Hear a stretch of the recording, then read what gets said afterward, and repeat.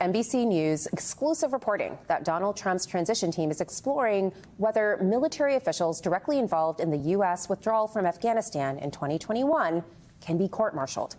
Trump's pick for Defense Secretary, Fox News host Pete Hegseth, has been a staunch critic of the Afghanistan withdrawal, saying that the United States lost the war and wasted billions of dollars in the process. Hegseth was a junior officer in the Minnesota Army National Guard. He served overseas, but he has never actually held a senior military position. He also has never served in government and has no experience in government. What Hegseth is known for is his war on woke, which includes arguing against women serving in combat roles and regularly mocking and misgendering transgender service members. He also says that the next president should, quote, clean house at the Pentagon by getting rid of woke generals, and claims that the promotion of diversity, equity, and inclusion at the nation's service academies has made the military, quote, effeminate. Now, during Trump's first term, we also saw a steady stream of Fox personalities turned White House officials. There was John Bolton and Kayleigh McEnany and Monica Crowley. But many observers noted that Fox's efforts to paint Trump and his government in the best possible light was augmented by those hardliners in the White House. But where it really took a hard line was in events like Charlottesville and the January 6th insurrection, where Fox and those hardliners in the White House tried to put a good face on the Trump administration's missteps and lapses.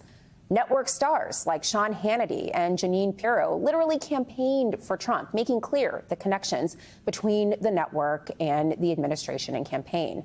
And while Donald Trump flirted with fringe conservative outlets like OAN and Newsmax, it's always clear that Fox was in the pole position as the administration's preferred mouthpiece.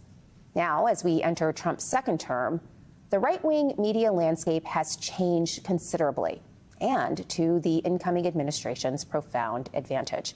Trump will now have the support of fringe podcasters like Steve Bannon and Tucker Carlson, who have already spread conspiracy theories on his behalf. And then there's the whole new world of podcasting, which includes pro-Trump hosts Charlie Kirk and Ben Shapiro, and the hugely influential anti-woke podcast machine headed by Joe Rogan. This time around, Trump will also have the backing of Elon Musk, who has successfully managed to transform Twitter/X into a right-wing echo chamber that aids Trump and the Republican Party. What makes Trump's incoming second term more frightening than the first is the fact that the new president-elect will have an empire of far-right voices in his ear, but also in the country's ear, to defend him at all costs. And now, one of those voices may have command over the U.S. military, second only, of course, to Donald Trump's command. Joining me now to discuss all of this is Angelo, the president of Media Matters, as well as Danielle Moodie, the host of The Danielle Moodie Show and co-host of Democracy-ish on YouTube. And finally joining us, Rick Wilson, the co-founder of the Lincoln Project and the author of the best-selling book, Running Against the Devil, A Plot to Save America from Trump and the Democrats from themselves. Rick, I'll start with you. What's your reaction to this new NBC News exclusive reporting about the military withdrawal from Afghanistan, and how does this fit in to the nomination of Pete Hegseth, both in terms of his reputation and his public comments? Look, I mean, I think that everyone who's objectively looked at this recognizes that Pete Hegseth, although he was a platoon commander when he served in the National Guard, has zero experience. He's not qualified to run a Waffle House. He has no managerial experience at all. And you're asking to go in and manage a $900 billion operation with 2.5 million men and women who serve in the active reserve and National Guard, 750,000 civilian employees around the world, the most complex and difficult assignment in government. I can tell you, I worked as a very, very junior aide to a Secretary of Defense, and this is the biggest job in the world. This is a guy who reads off a teleprompter. He is a complete lightweight. He lacks the intellectual skills, but he does have what Trump wants, which is malice and obedience. I think that if you end up with this guy bringing retired military officers into court-martials, you're going to shatter the cohesiveness and effectiveness of leadership in the military. They're going to recognize that the long tradition of nonpartisan military leadership will be broken, and that that the authoritarianism of Trump has infected one of the most important institutions in our country. Angelo, you and your colleagues at Media Matters have documented much of Hegseth's extremism, including his history of Islamophobic rhetoric. Can you talk a little bit more and maybe augment what Rick has said about the significance of someone who has taken such extreme positions as Hegseth has, being considered for this top position in an institution that is populated by a very diverse group of people? Yeah, I mean, I'll start there. I mean, part of it is, one of the important parts of the military is readiness, is to be prepared.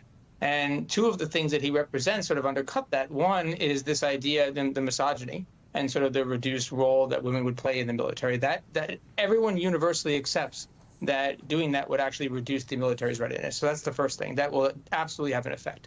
But then beyond that, it's his worldview. It is poisoned by not just Islamophobia, it's something even broader and bigger than that, which is that he sees the world through crusader terms. And he sees the military, the United States military, sort of as a flaming sword for Christ.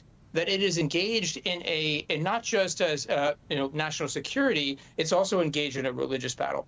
And that is important to sort of stamp out and snuff out the rise of Islam across the globe. And one of the things he's lamented on several occasions is that Muslims are simply having too many babies by comparison to Christians, and that presents a problem for cultural dominance down the road, and we need to be thinking about this threat now. So that, to me, is the two big pieces. Aside from all of the experience questions, that there are plenty of people that sort of assess that. For me, it's those two things. It's both what he represents in terms of unit readiness, and the second is a worldview that is poisoned by this grand narrative that presents the military as an instrument, not just for sort of Trump's authoritarianism, which is extremely scary, and he is fully obedient, but also for this broader sort of Christian worldview. So, Danielle, I appreciate Angelo making the connections with this Christian evangelicalism and theocracy. I want to then sort of further this by talking about the war on woke and Hegseth's assaults on certain aspects of the military that he views as being unnecessarily attentive to DEI. Post 9/11, one of the things that was identified as a real vulnerability in the military was its failure to be a diverse institution, that you had to have individuals who were capable of translating Farsi and Urdu and whatnot. It couldn't be your standard military or intelligence community. It had to be more diverse. How is this war on woke going to affect our preparedness and readiness and perhaps make us more vulnerable going forward? I mean, that's exactly the point, is that it is going to make us more vulnerable around the world. We are living in extraordinary, dangerous times where we have multiple wars that are happening globally. And we're going to have somebody whose main qualifications is going on television to talk about women being in combat and needing to be in the home, or somebody that is talking against transgender people and saying that that's the biggest problem in America. What disturbs me about this man the most is the fact that he wants to use the U.S. military against American citizens. That's what he has said. He has said that we need to source out the deep state, that we need to get rid of, the people that are liberal, that are progressive, that we have been paying too much attention to what's been happening overseas and not enough attention to what's been happening in America. So for the first time in our nation's history, we are up against a possible Secretary of Defense that sees the American people as the enemy, right? And that is something that is incredibly, incredibly dangerous. And that is what authoritarianism looks like. So, Rick, not only is this someone who has made noise about using the military against individual citizens, protesters, he's someone who doesn't have a lot of experience, and that really is something that stands out. How will that lack of experience really change things at the Department of Defense? Look, it will be catastrophic for the department. It will be catastrophic for our men and women in uniform. This job requires that you have the ability to be a diplomat, that you have the ability to manage an enormously globe-spanning enterprise, not only on the military side, but on the procurement side, on the acquisition side, on the personnel side. This job is so much bigger than a lightweight like this guy. He is a nobody who Donald Trump has noticed because he's on Fox News. No one would hire this guy in a senior C-suite position in any firm in the country. And the Department of Defense is at a scale and a complexity that is so far beyond this wet-brained example of Fox News personalities that it's indescribable how much bigger this job is than this little man.